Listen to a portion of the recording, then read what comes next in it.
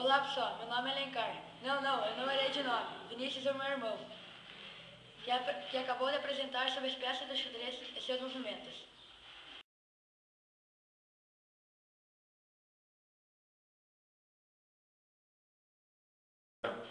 O tabuleiro de xadrez é dividido em 64 casas, 8 linhas e 8 colunas.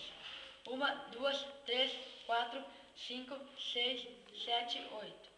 1, 2, 3, 4, 5, 6, 7, 8. 8 vezes 8 igual a 64. Ô Vini, quantas colunas tu tem?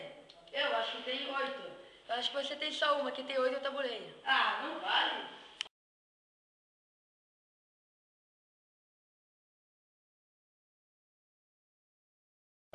Cada casa do tabuleiro tem um endereço formado pelas colunas de A a H e pelas linhas de 1 a 8.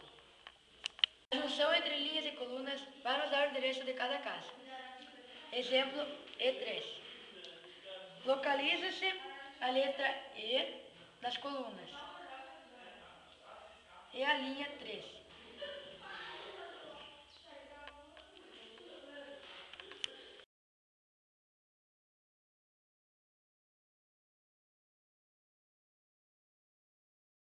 E agora vamos ouvir a lenda do xadrez. Conta a lenda que o rei pediu a um sábio um jogo que representasse no campo de batalha. Entregou o jogo com as torres representando o castelo, os cavalos a cavalaria, os bispos o clero e a dama sua companheira, os peões sua infantaria. Como pagamento, o sábio pediu uma saca de soja para cada casa, vezes o resultado da casa seguinte. Dava um valor absurdo que o rei não tinha condições de pagar. Ele resolveu matar o sábio. Bem, pessoal, muito obrigado e até a próxima.